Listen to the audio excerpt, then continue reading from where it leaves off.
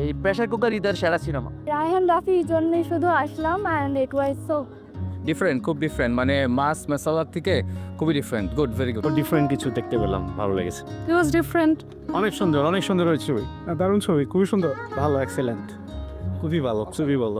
যে খুব ফ্যান্টাসি টাইপের কোনো ক্যারেক্টার না, ফ্যান্টাসি টাইপের কোনো গল্প না, আসলে যেটা র রিয়েল। এবং স্যার বলবো যে ডিরেক্টর হিসেবে রায়হান রাফি ভাইয়া যে ধরনের ইনিশিয়েটিভ নিয়েছে, যে সাহসটা দেখিয়েছে, এটা আসলেই অসাধারণ। একটি প্রত্যেকটা ক্যারেক্টার, ছোট থেকে বড় ক্যারেক্টার, প্রত্যেকটা ক্যারেক্টারই অসাধারণ অভিনয় করেছে। তো আমি ডিরেক্টরকেই বারবার কৃতিত্ব দিব, কারণ আমরা অনেক অভিনেতার অভিনয় দেখি, বাট ডিরেকশনের ক্ষেত্রে উনি যে নতুন নিয়ে আসছে তা মানে আনবিলিভেবল, একদম জোস। বলে দেবেন ফিরোজম কেমন লেগেছে? অনেক ভালো। কেমন লেগেছে? হালকা রায়হান রাফির ভিন্ন ধাঁচের মুভি খুব ভালো লেগেছে। দ্য ফ্যাক্ট যে এটা ওম্যান সেন্ট্রিক ছিল। Ryan Rafi did a great trick. It's a very good movie with unique perspective. I think he should make this kind of movie more. Thank you. We was on emotional peak.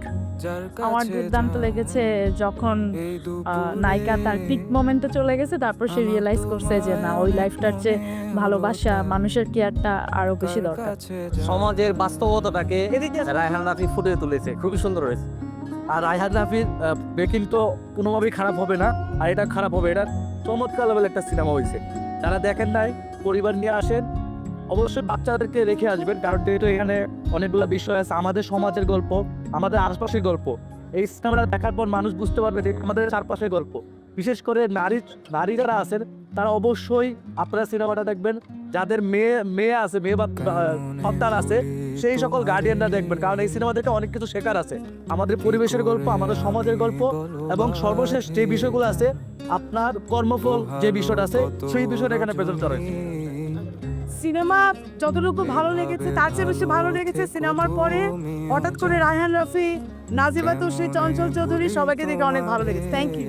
আমি যদি ছোট্ট করে বলি তাহলে এটা একটা কোনো গল্প না, এটা সমষ্টিগত গল্পের একটা ধারাবাহিকতার একটা নম্বর, এবং আমরা একটু মাস্টার পিসে থাকবে।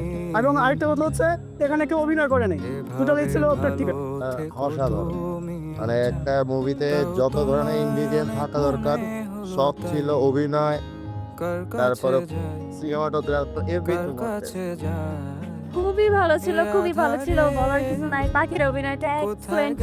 প্রথম একটা কন্টেন্ট স্পেসিফিক বা একটা ক্যারেক্টার স্পেসিফিক মুভি দেখলাম। এখানে মানুষের জীবন, অনেক কিছু আছে যেটা রিলেটেবল, অনেক কিছু আছে যেটা কনজারভেটিভ সোসাইটির বিয়ন্ড, লাইক একটু বোল্ড স্টোরিজ, একটু অন্যরকম story. So it's a very interesting story. Raihan Rafi অনেক ভালোভাবে ডিরেক্ট করেছে, সেটা অনেক ভালো লাগছে। খুবই ভালো একটা সিনেমা। আসলে বাংলাদেশের পার্সপেক্টিভে এরকম ওয়েমেন সেন্ট্রিক সিনেমা আগে দেখা হয় নাই, সো এর জন্য ইন্টারেস্টিং।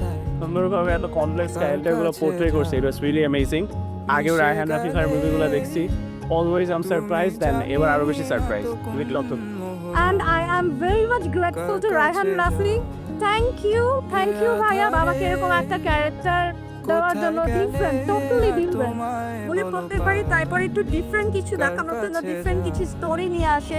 সো এইবারও ডিফারেন্ট ছিল। অ্যান্ড প্রত্যেকটা আর্টিস্ট, এতগুলো আর্টিস্ট কাজ করেছে, কোনো আর্টিস্টের কথা চিন্তা করে বলতে পারবো না যে এখানে এর কম হয়েছে। Everyone is just dose. And Najiba Tushi, she was the best in this whole cinema. So yes.